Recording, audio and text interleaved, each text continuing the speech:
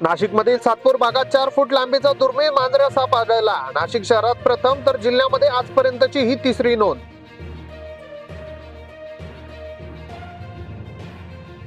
सातपूरला खड्डे बुजवण्यासाठी मातीचा वापर, पालिकेकडून रोगापेक्षा उपाय भयंकर, अशी नागरिकांची संतप्त प्रतिक्रिया.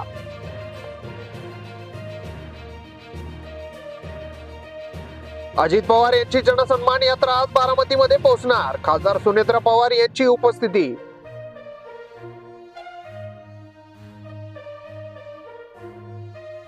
फडणवीसांनी राज्याच्या संस्कृतीचे गजकरण केले. आज त्यांचे गाढवही केले, ब्रह्मचर्यही केले. उद्धव ठाकरे यांचा हल्लाबोल.